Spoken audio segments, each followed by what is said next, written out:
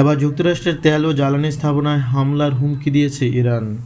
খার্ক দ্বীপে হামলার পর এই অঞ্চলে যুক্তরাষ্ট্র সংশ্লিষ্ট তেল ও জ্বালানি স্থাপনার হামলা হুমকি দিয়েছে ইরান। ইরানের সশস্ত্র বাহিনীর খাতাম আল আম্বিয়া কেন্দ্রীয় সদর দপ্তরে এক মুখপাত্র এই হুমকি দেন।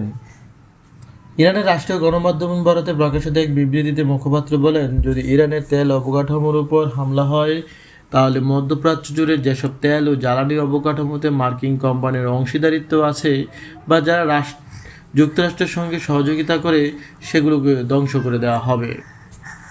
মুখপাত্র আরও বলেন, ইরান তেল স্থাপনার হামলা হলে অঞ্চলের সব তেল ও জ্বালানির অবকাঠামো সেগুলোর সঙ্গে যুক্তরাষ্ট্রের স্বার্থ জড়িত সেগুলো ধ্বংস করে দেওয়া হবে।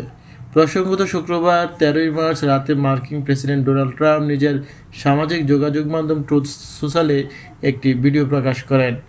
সেখানে একটি দ্বীপে মার্কিন হামলার দৃশ্য দেখা যায়। সিএনএনের বৈজ্ঞানিক বিশ্লেষণে বিষয়টি নিশ্চিত করা হয়। এদিকে মার্কিন হামলার পরও খার্ক দ্বীপ তেল অবকাঠামোর কোনো ক্ষতি হয়নি বলে জানিয়েছে ইরানি গণমাধ্যম।